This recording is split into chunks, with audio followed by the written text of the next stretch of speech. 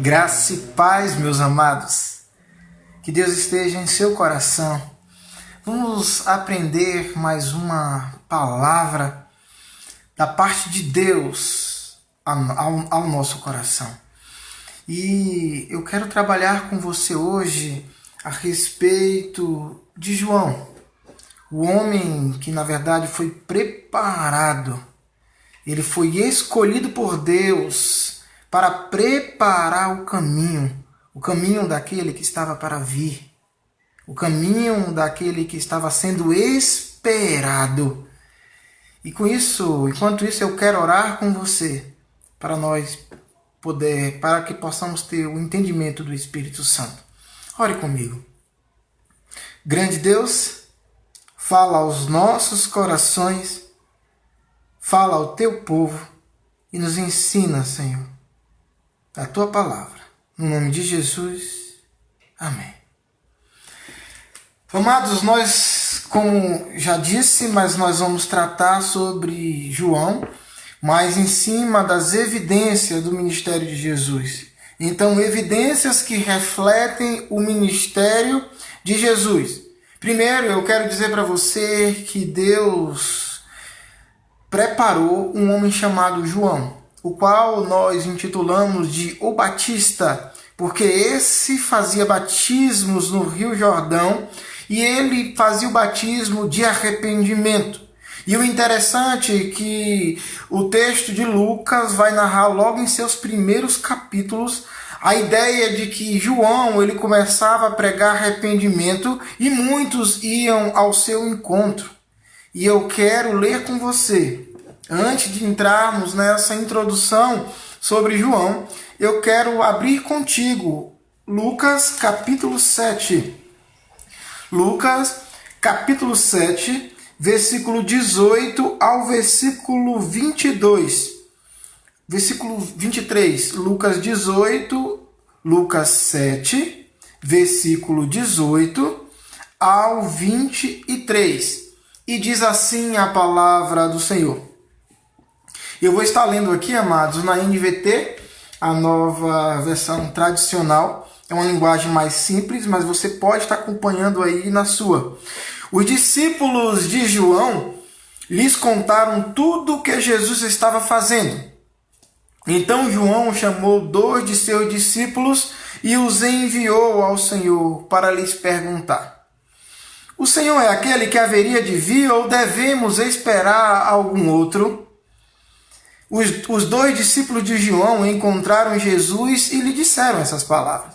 João Batista nos enviou para lhes perguntar: o Senhor é aquele que deveria de vir ou devemos esperar algum outro?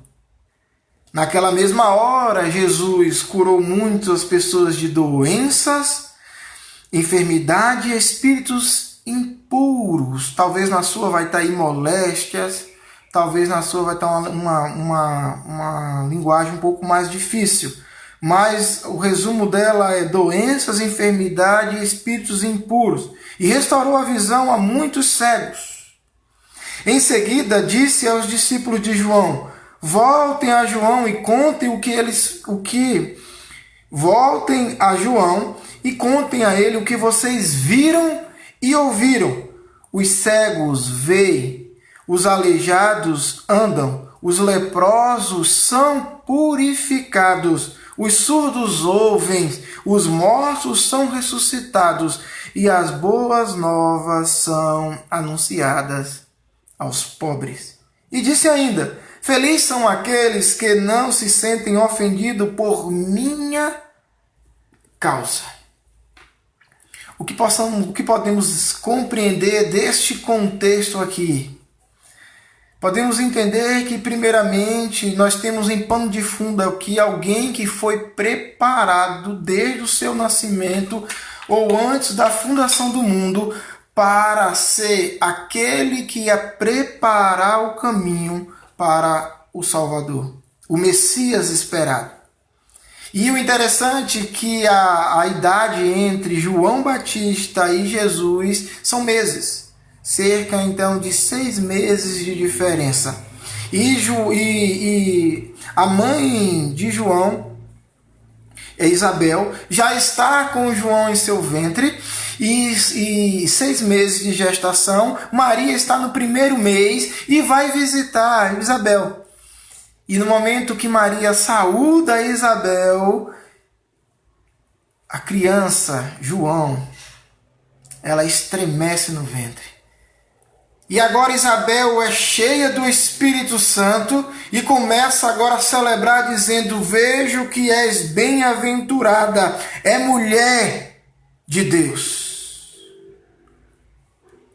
E agora o primeiro encontro de João e Jesus foram no ventre, ambos de suas mães. E é uma narrativa maravilhosa, uma narrativa muito impactante. Mas essas duas crianças, e eles são primos, essas duas crianças vieram com um legado. Uma criança que nascera primeiro, João, ela vem com um legado de preparar o caminho do Messias. O Messias é aquele, o Salvador, aquele esperado há muito tempo. Israel já estava em média de 400 anos, que muitos teólogos chamam de o silêncio de Deus. Quando você pega lá o final de Malaquias no Velho Testamento até Mateus, o Evangelho, ou Marcos, Mateus, Marcos, Lucas e João, você vai ter em média de 400 anos do Velho Testamento ao Novo Testamento, que muitos chamam de o silêncio. Por que o silêncio? Porque nenhum profeta foi levantado para falar a respeito desse Messias, que já houvera sido prometido, principalmente no profeta chamado messiânico, que é o profeta Isaías. E João, então, preparado e separado para preparar o caminho do Senhor, ele começa a batizar e ele começa a pregar arrependimento e ele vê Jesus passa perto do Jordão e ele fala: eis o Cordeiro de Deus que tira o pecado do mundo. Alguém que conhecia de fato quem era Jesus. Novamente Jesus está passando e ele grita: eis o Cordeiro!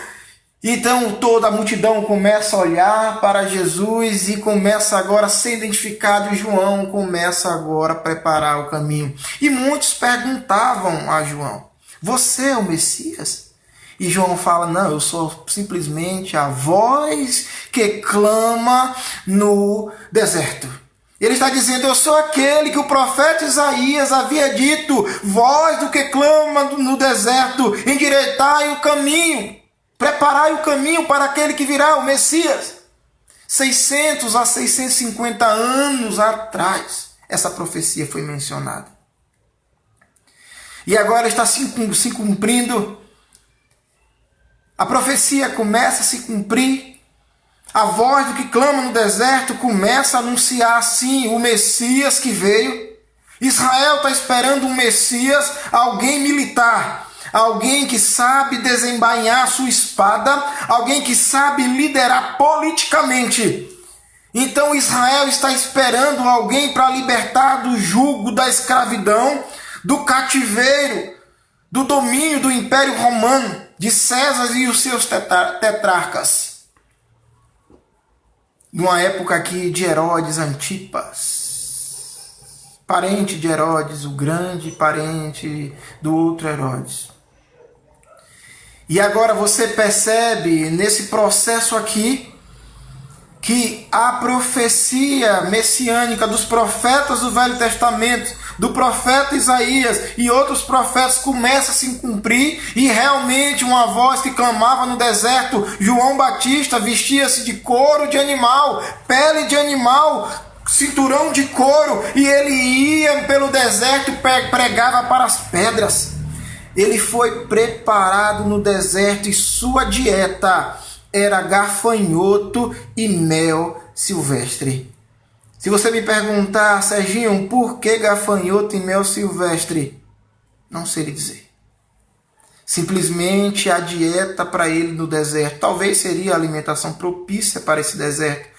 O mel, fonte de energia, gafanhoto, não sei lhe dizer. Mas o que se sabe é alguém que não estava comendo na mesa de reis. O que se sabe não era alguém que estava se embriagando na mesa de reis.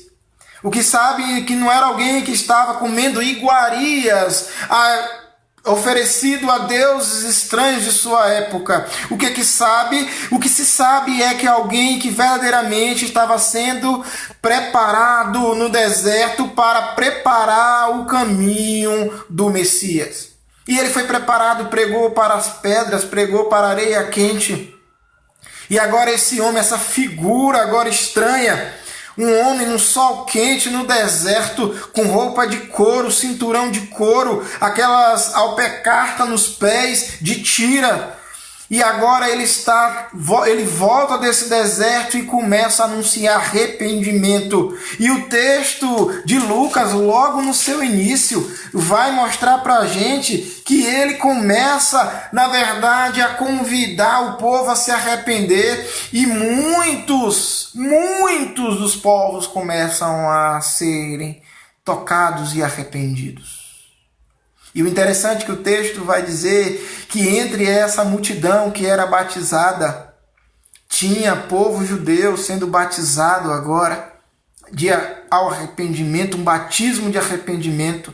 Quando você continua olhando do contexto, você vai ver que mulheres eram batizadas. Outro contexto, você continua olhando nesse contexto, uma outra novidade é que soldados do Império Romano começam a ser convertidos e começam a ser batizados. E muitos destes perguntam a João: o que possamos fazer agora que já fomos batizados, que nós somos nova criatura? João fala: olha, se você é soldado, então não vai aplicar falso juízo a ninguém e não vai aplicar abuso de poder, trabalhe corretamente. Então, se você é marceneiro, trabalhe de acordo à marcenaria. Se você produz artesanato, produza e venda no preço justo. Ele está dizendo: você vai viver uma vida de alguém agora que é salvo.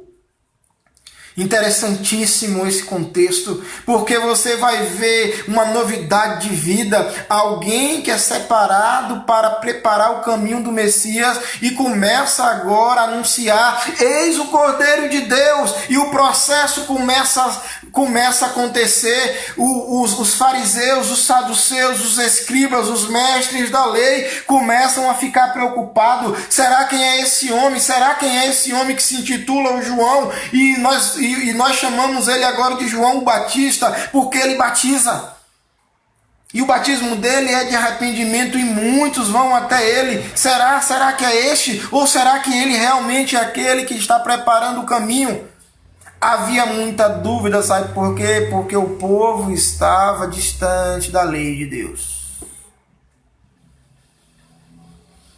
Você tem muita dúvida acerca das coisas concernentes às coisas espirituais, é porque você está separado, você está afastado das Escrituras Sagradas. Você não está se alimentando deste livro aqui. As dúvidas começam a cercar cada um de nós. E eu quero dizer mais para você: a dúvida ela é boa. O que é ruim é quando você apostata da fé porque não encontrou resposta.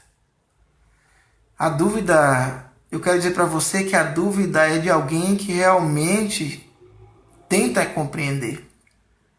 Mas eu quero dizer para você, você precisa também fazer como João fez. Talvez você quer respostas. Você até abandonou aquela compreensão que você está querendo. Você até deixou para lá. Mas não foi diferente com João. Eu quero dizer para você que João, no nosso texto base, ele começa agora, João, no nosso texto base, em Lucas 7, versículo 18 ao 23. João agora ele está preso. Porque João denunciava o pecado. João chegou para Herodes Antipas e disse assim: você está casado com a esposa do teu irmão, você está em pecado, você está adulterando com ela. Denunciava o pecado e ele foi preso. E agora João está preso e ele começa a ouvir dizer que aquele que veio, que aquele profeta messiânico, aquele que veio ser o Messias, o Salvador, está agora no seu início. Ele está fazendo ministério público, porque Jesus até os 30 anos não tinha operado nenhum outro milagre. Porque com 30 anos ele é batizado, o céu se rasga, a voz ecoa do céu, a voz do Pai diz assim: eis o meu Filho amado, em quem me comprazo, em quem tenho total prazer. E desce, rasga dos céus, um espírito com um formato de pomba, e desce. E agora Jesus está cheio do Espírito Santo, então Jesus está cheio de poder. E Jesus começa agora o ministério público, e João ouve dizer que os cegos estão enxergando, paralíticos estão andando. João ouve dizer que até mortos são ressuscitados. Então João ouve na prisão e diz assim: olha, meus discípulos, ele recebia algumas visitas nessa época e diz assim: agora você vai até lá. Você vai até lá.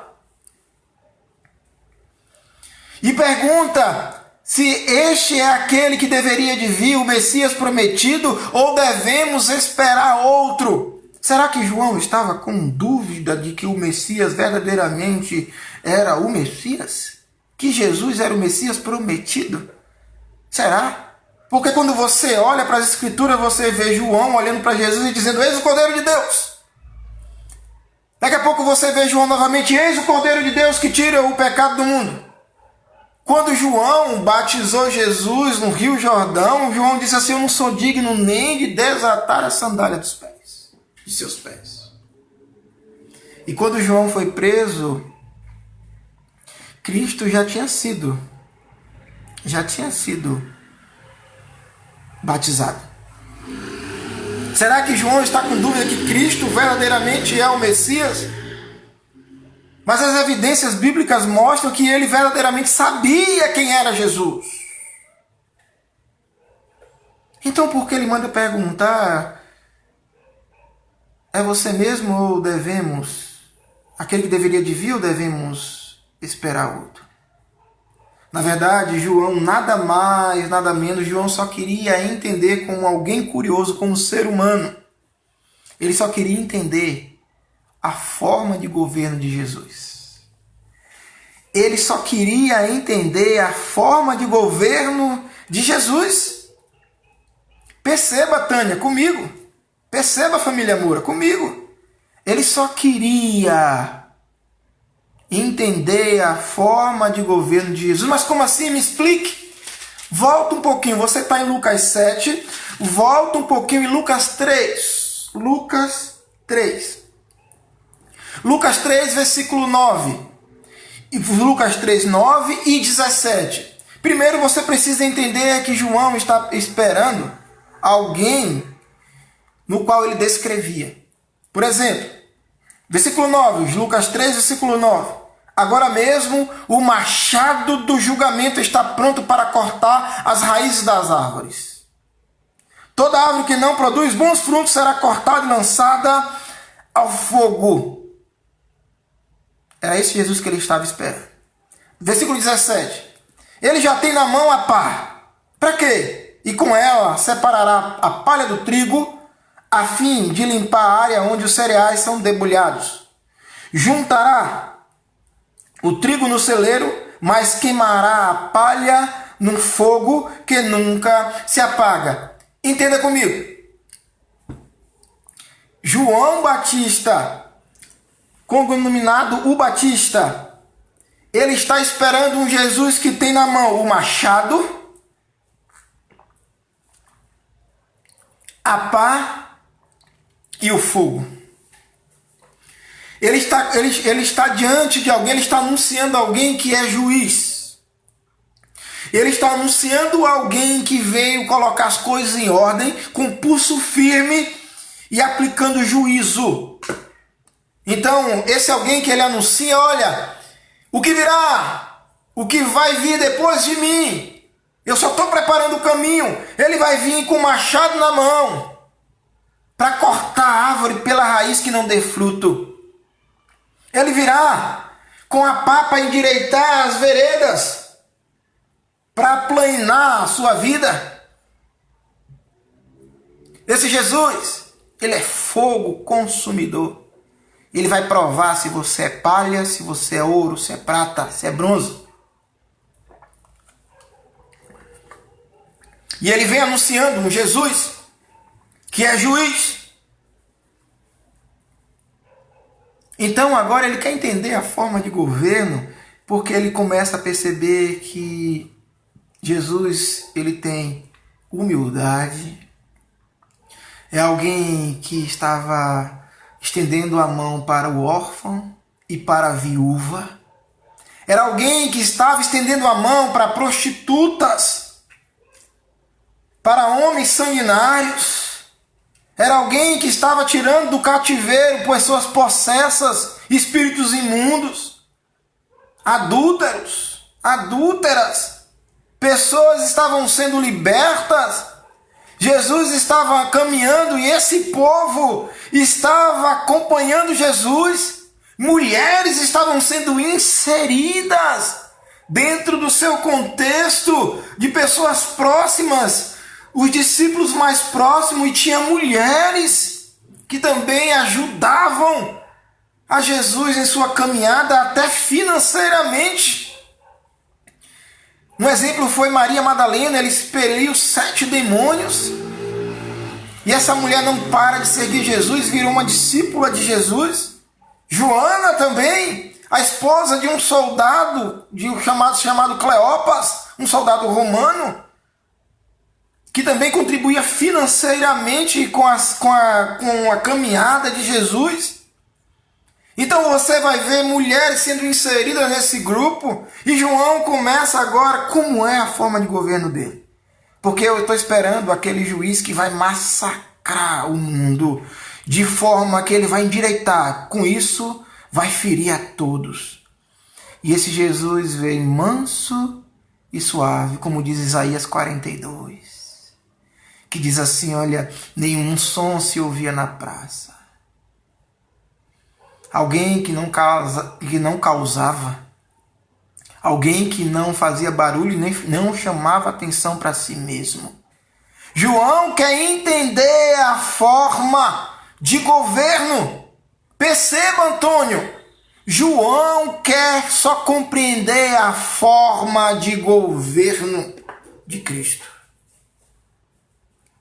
E ele fala, és tu mesmo ou devemos esperar um outro? Ele sabe quem é Jesus. E o mesmo já declarou várias vezes, eis o Cordeiro de Deus. Eis o Cordeiro de Deus, que eu não sou nem digno de desatar-lhes as sandálias dos pés. O ato foi confirmado no ventre entre as mães, Isabel e Maria.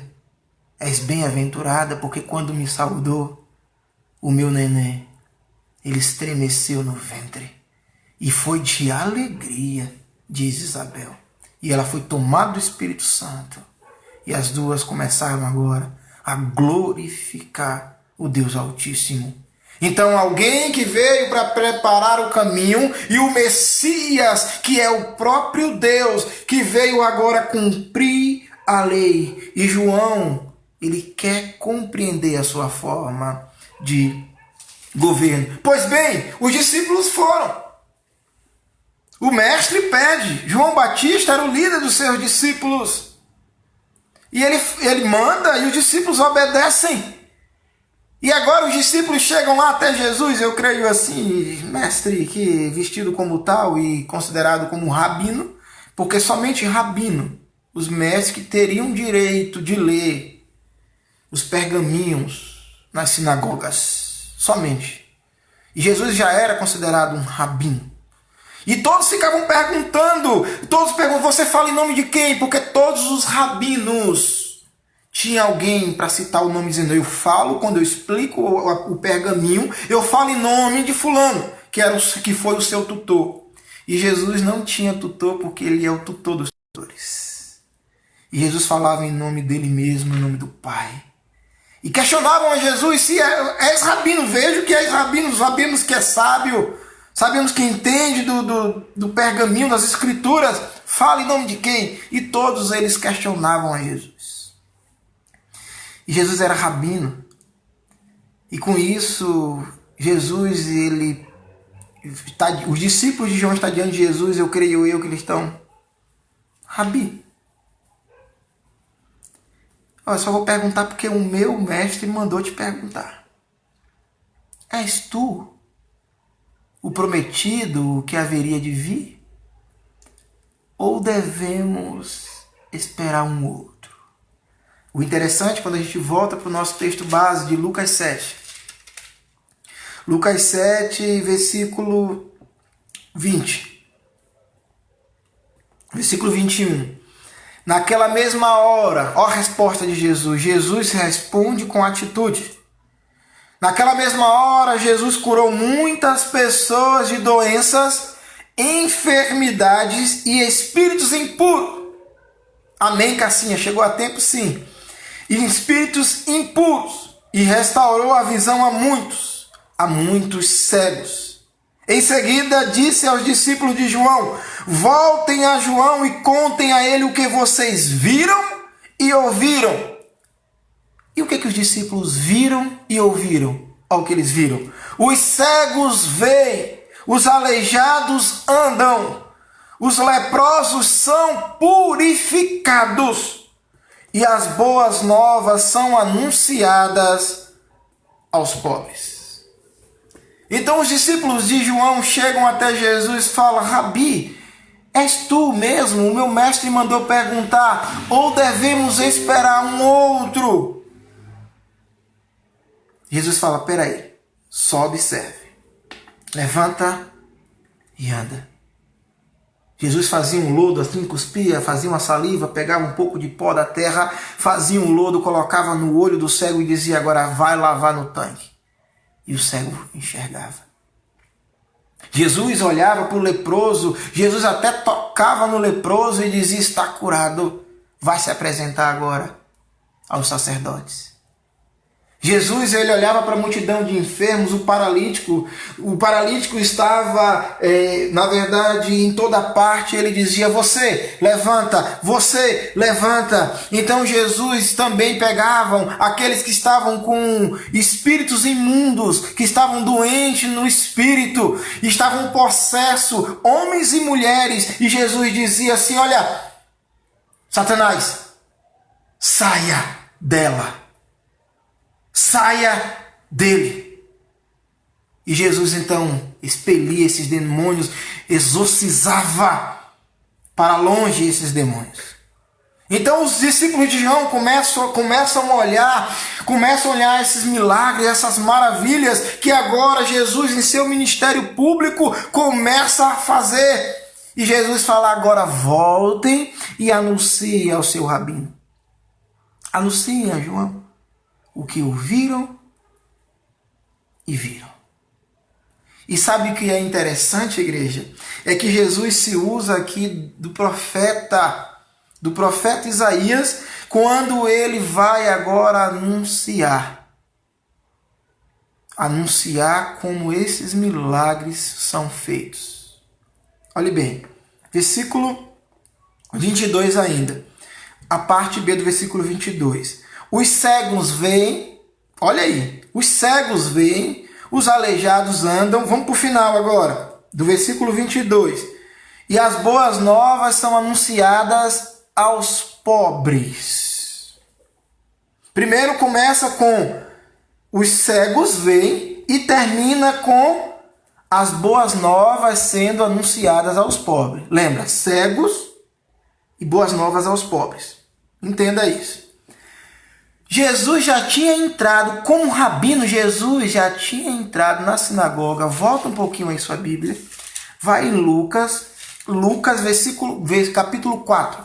Lucas 4, versículo 18. Jesus ele é rejeitado lá em Nazaré, então ele entra numa sinagoga, como de costume o texto vai dizer que ele verdadeiramente é um rabino, e ele entra na sinagoga como de costume, e é dia de sábado, e ele abriu e encontrou o lugar onde estava escrito, versículo 18, o Espírito do Senhor está sobre mim, pois ele me ungiu para trazer as boas novas aos pobres. Aos pobres. Lembra que primeiro aqui nós lemos que a ordem que ele trata é os cegos, isso, veio. Os cegos, veio. Aqui em Isaías ele vai dizer, olha, boas novas aos pobres. Depois ele vai dizer, anunciar aos cativos que serão soltos, os cegos verão. E os oprimidos serão libertos. E que é chegado o tempo do favor do Senhor. Favor, graça imerecida. Deus não tinha obrigação nenhuma de salvar a mim e a você. A mim e a você. O favor do Senhor é chegado. Ele lê o texto de Isaías e ele fala, o favor do Senhor chegou. Chegou. Mas entenda a ordem. Primeiro aqui ele começa que as boas novas são anunciadas aos pobres. No momento que ele está curando, no momento que ele quer dar uma resposta para João, o seu primo, e agora ele vai dizer bem assim, olha, vejam, vocês veem o que e ouvem o que? Aí no nosso texto base de Lucas 7, o versículo agora 22, a parte B do 22, os cegos veem. E as boas novas são anunciadas aos pobres no final. Ele começa a inverter e ele começa a tratar agora numa ordem crescente. Isaías anunciou na ordem decrescente. Ele começou a dizer bem assim, olha, as boas novas são anunciadas aos pobres. Jesus agora vem trabalhar numa escala crescente. Jesus vem falar bem assim, eita, como assim? Eu estou curando, eu estou libertando, eu estou transformando e também estou anunciando.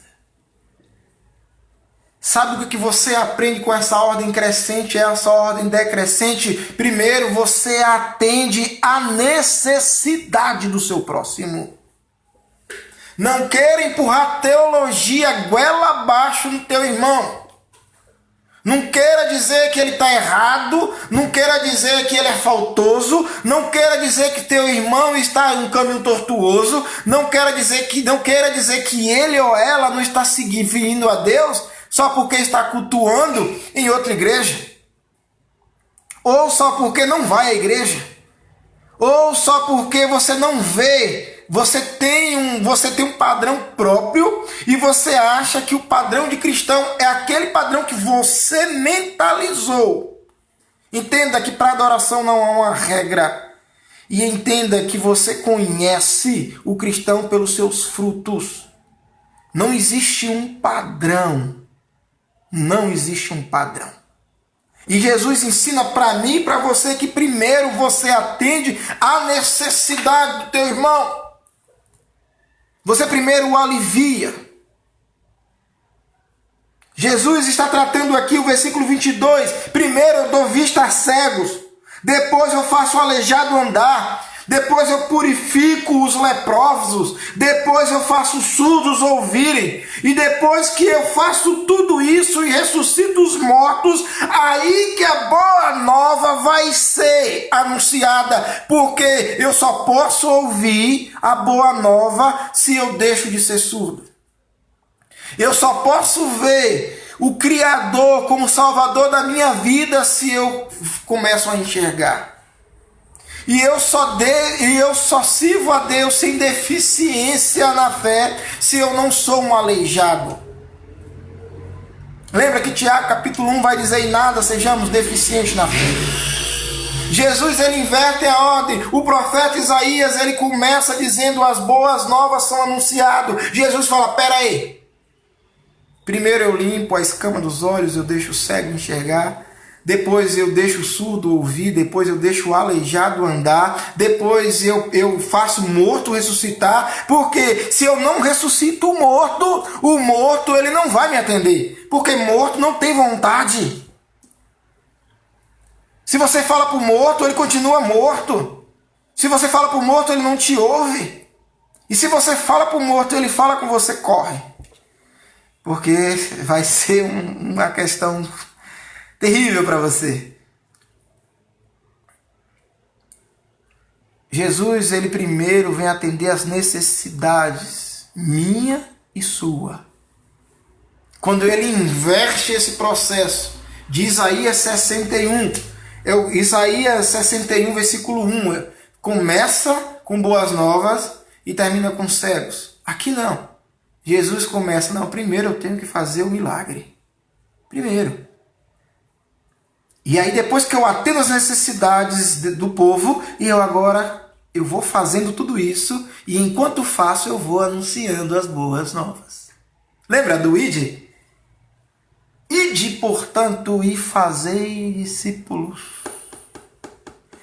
E pode estar no gerúndio no original, indo, porque o mais importante desse texto não é ide em si, porque quando fala ide só é a questão de sair para fora.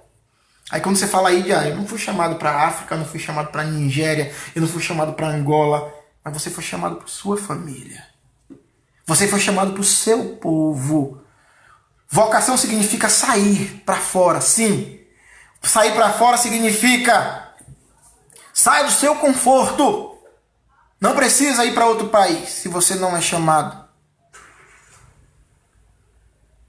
Você precisa alcançar o povo que Deus te deu, através do Espírito Santo. E o id, o que foca no id é o discípulo. Você tem feito discípulo? João tinha discípulo, anunciava arrependimento. Jesus tinha seus discípulos. Os fariseus tinham seus discípulos. Os saduceus, seus discípulos. Você tem discípulo? Você é um discípulo? Quero só perguntar então nessa questão. Você é um discípulo? E se você é um discípulo, você faz discípulo. Porque discípulo faz discípulo. Faça discípulos. Como? Com a vida. Como? Com a palavra. Pregue e viva. Como? Com testemunho. E quando eu olho esse contexto aqui, quando eu olho essa dúvida, que na verdade não é a dúvida de João em respeito de quem é Jesus, não. É só pela sua forma de governo. João estranha a forma de governo, porque vem aquele homem humilde, filho de carpinteiro. Ele esperava alguém que estava com um machado na mão, a pá e fogo. E ele vê alguém que olha para a prostituta, que olha para a adúltera lá em João 13. Só João trata dessa mulher. Quando você vê a adúltera lá em João 13, Jesus fala, onde estão os seus acusadores? Ela olha desesperada, ela estava à beira da morte, o pé na cova, todos estavam com pedras nas mãos, aquela mulher estava desesperada, o seu coração estava a mil, o seu coração praticamente estava batendo aqui na garganta, aquela mulher, eu vejo aquela mulher com falta de ar, eu vejo aquela mulher meio que tonta, eu vejo aquela mulher desesperada e ela está desenganada, porque para ela a morte está iminente. Alguém que está sendo ali olhada para ser morta. E Jesus olha para aquela mulher de forma humilde, mansa, suave e pergunta assim para ela, onde estão os seus acusadores? E ela agora tenta abrir os olhos, tenta enxergar na sua agonia e ela fala, eu não vejo nenhum deles.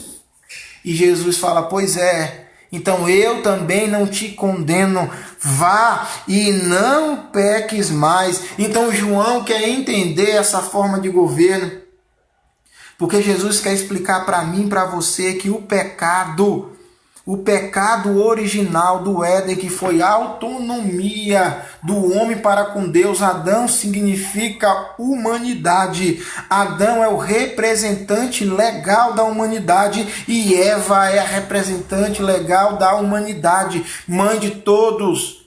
Adão é pai de todos. Quando você olha Adão e Eva e comete o pecado da desobediência, que é a autonomia, rebeldia contra Deus, agora Deus vem com um processo restaurador, descrito ainda em Gênesis 3,15, que vai falar que é o descendente da mulher vai esmagar a cabeça da serpente, mas a serpente vai estar ferindo o calcanhar. O que vem a ser isso?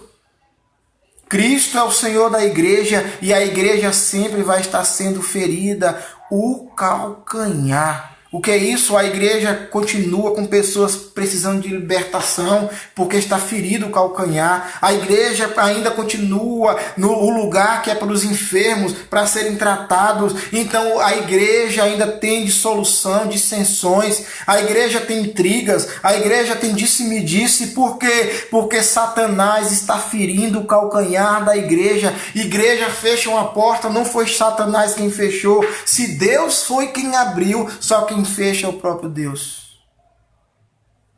Mas a igreja está sendo ferida o calcanhar. Entenda isso, Luana. Deus te abençoe. Deus está no trono. João, ele olha e vê Deus no trono. Perdão, Isaías olha e vê Deus no trono. O trono está ocupado. Deus está no trono. Então o pecado original da desobediência, a autonomia do homem contra Deus, a rebeldia, a minha rebeldia, a sua rebeldia, foi representada lá no Éden. E o homem agora foi expulso do Éden também por meio de graça, porque Deus não queria que o homem comesse do fruto da eternidade para não viver eternamente naquela condição. Por isso que ele diz lá em Gênesis 3,15, que eu acabei de citar, que viria o descendente da mulher para esmagar a cabeça de Satanás. Então esse pecado original, Cristo lavou já na cruz. E nós temos resquício do pecado, nós pecamos, nós não deixamos de pecar, nós lutamos contra o pecado. Não é o seu comportamento que vai te levar para o céu. Porque se depender do seu comportamento, você não vai morar com Deus. Entenda, você vai morar no céu porque o preço já foi pago e a cruz de Cristo ela já está vazia. Entenda que você é justificado. Justificado, pois, pela fé mediante a Cristo Jesus. É pelo pecado original que Cristo morreu. O nosso mau comportamento, nada mais, nada menos, só é o resquício do pecado que o homem adquiriu do pecado original no Éden. Então entendam uma coisa, você precisa somente viver como um salvo, porque Paulo vai dizer, então eu vou viver pecando, ele mesmo responde nessa retórica maravilhosa que ele cria, ele fala de maneira nenhuma, se eu sou um salvo, se eu já sou transformado, liberto, sacerdócio real, como diz Pedro, nação santa, propriedade exclusiva de Deus, então eu vivo como um salvo e você vive como um salvo. Se não consegue viver inteiramente, sabe por quê? Você não consegue porque você ainda é humano e a completude disso tudo, de santificação, vai ser nos céus. Então você deve viver como salvo. Se você mente, para de mentir. Se você rouba, para de roubar. Se você mata, para de matar. Se prostitui, para de prostituir. Se você na verdade é preguiçoso, deixa de ser preguiçoso, vai trabalhar. Se você na verdade olha para o contexto e acha que é alguma coisa na vida, você é soberbo, o coração é travado, trancado, você acha que sabe mais que todo mundo, você na verdade acha que é a última bolacha do pacote, a última cocada do frasco, eu quero dizer, você não é nada, você não é ninguém. Cristo que faz você ser alguém se você está com Ele.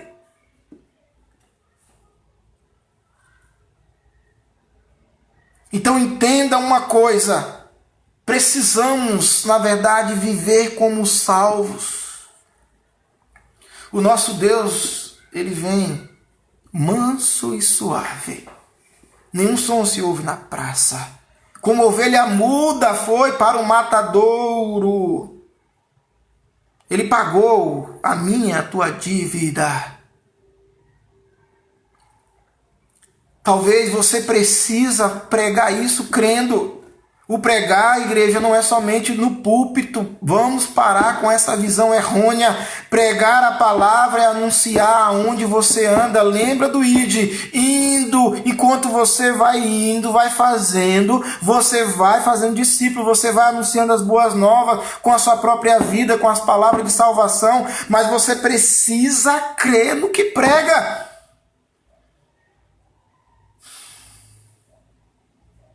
Amém, Tânia. Amém, família amor. Minha tia Tânia, Deus te abençoe. Precisamos compreender que nós somos um povo escolhido por Deus. E então, você precisa entender que nenhum se perde da mão de Jesus. Se você tem dúvida, depois dá uma lida em João 10. Depois dá uma lida em João 14. E depois dá uma lida em João 17, a oração sacerdotal. Para melhor, você pode ler o 10, o 14 e o 17. Ou 10, 14 e 17, ou você lê João. Lê João. O Evangelho de João, leia, pelo amor de Deus. Leia, vai mudar a sua vida, vai mudar a sua história. Você vai ver um Cristo que verdadeiramente garantiu a sua salvação. Por isso que você vive como alguém que já é salvo. E possamos entender, amados, que João ele não duvida de Cristo. João simplesmente ele quer só entender a forma de governo. E talvez você quer entender a forma de governo, talvez eu queira entender a forma de governo que Deus rege a humanidade.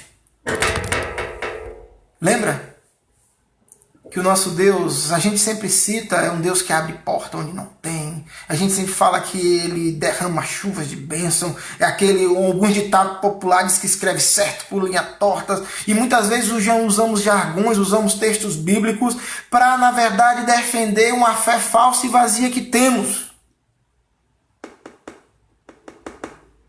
Dá uma olhadinha no versículo 23. Você vai compreender o que eu estou dizendo. Lucas 7, versículo 23 agora. E disse ainda: felizes são aqueles que não se sentem ofendidos por minha causa.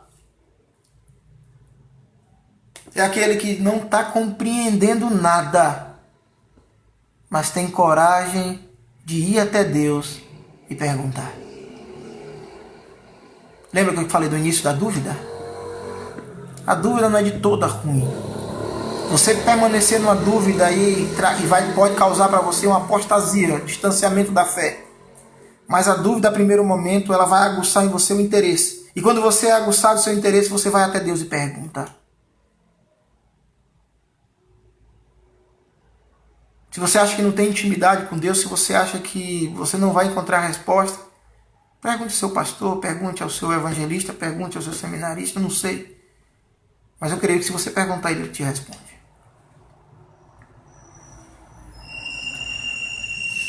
Bem-aventurado aquele que não acha nele que não vê nele como pedra de tropeço. É alguém que não se usa das escrituras para apostatar da fé. Sabe? Tem gente que se usa da igreja para apostatar da fé, do comportamento do irmão para apostatar da fé, até de um texto que leu para apostatar da fé. Por exemplo, aquele que é da igreja. Não, a igreja devia, sabe? A igreja devia ter um centro de recuperação para drogados. A igreja devia ter uma oficina de costura. A igreja devia ter um centro para idosos. A igreja... Sim. Será que a sua igreja que você está tem pessoas com dons para isso? Será que você está disposto a estar na frente de um desses trabalhos? Porque enquanto uma igreja tem oficina de corte e costura, a outra igreja já tem trabalho com idosos, a outra igreja já tem trabalhos com drogados, o que você pode fazer? Deixar de rixa, deixar de briga e encaminhar, porque a igreja de Cristo não é placa.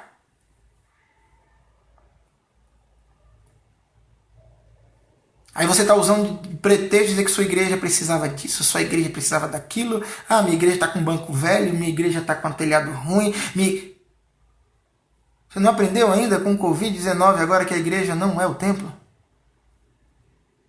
Tem gente que se usa da Bíblia, eu li na Bíblia aqui que não dá para engolir. Aquele Ló entrega as filhas para ser estrupada. Como é que pode? Entenda, a Bíblia é uma narrativa, ela não oculta o que aconteceu. Os próprios filhos, as próprias filhas de Ló embebedou Ló e engravidou do próprio pai. Pasme. Porque a Bíblia ela tem aceitação, um índice muito grande, até no meio dos ateus, do povo ateu. Na academia ela tem um nível altíssimo de aceitação. Por quê? Porque ela não oculta erros e faltas. É uma narrativa poderosa. É a própria palavra de Deus. Conta a sua história e conta a minha história. Tem gente se apostatando da fé pelo texto que leu, pela igreja, pelo irmão. Irmão, eu cheguei na igreja, irmão, olhou torto para mim. Quantas igrejas você vai um lá torto para você, e daí? E você está usando disso para apostatar da fé? Entenda, povo amado. Eu tenho uma boa notícia para você. Você já é um salvo. Então viva como salvo. Entenda a igreja de Deus. O sangue de Cristo é poderoso. O seu nome é poderoso para todas as coisas. Imagine seu sangue. Remir pecado, limpar, transformar. Meu pastor Anivaldo, entenda isso. Anivaldo Andrade, que Deus te abençoe. O nosso Deus, Ele é poderoso, que se fez homem. Que se fez homem, se rebaixou. Ficou na altura de um pai para com um filho para falar a mesma língua, uma linguagem antropomórfica, que a linguagem divina foi transformada em linguagem de homem. Deus fala bem assim, olha, a mão do Senhor, os escritos, a mão do Senhor não está encolhida, não está aleijada. Boa noite, minha amada Cida. A mão do Senhor não está encolhida para que não possa, ou aleijada para que não possa abençoar. Uma linguagem de Deus para que você entenda. Deus é espírito, e importa que seus adoradores o adorem em espírito e em verdade. E a gente sempre descreve a ideia de mão, ouvidos, pés, braços, para que você entenda, para que eu entenda. Um pai, Deus divino, que desce e fala a linguagem na altura minha e na tua altura. E Ele regenerou a minha casa, a sua casa. Talvez ainda eu não vejo ainda o meu povo. Sim, o seu tempo é o de Deus. O que você deve fazer é ser constante. Perseverança. Parou de orar por quê? Parou de meditar por quê? Parou de chorar na presença de Deus por quê? Você acha que você que determina o tempo? Entenda, a boa notícia é que Deus sabe o que é melhor para você.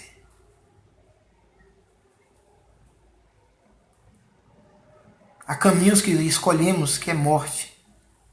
E Deus nos livra.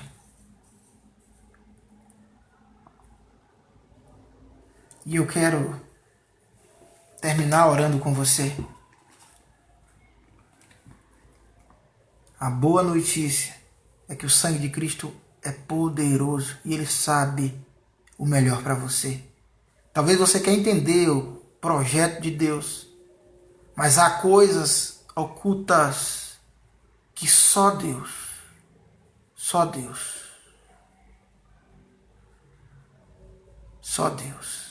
vai ser revelado. Romanos, se eu não me engano, Romanos 6:33, eu acho, que vai falar a questão quão inescrutáveis são os seus caminhos.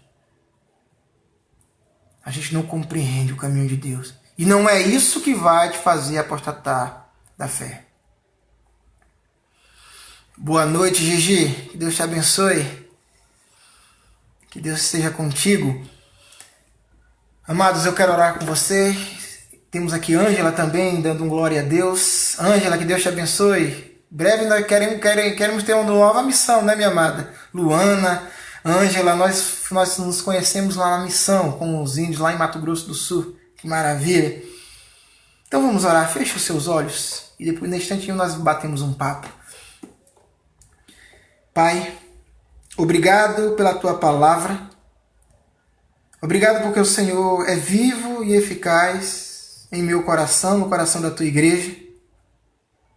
Obrigado pela tua mensagem, pelo projeto de salvação, pelo preparar do caminho e o Redentor que veio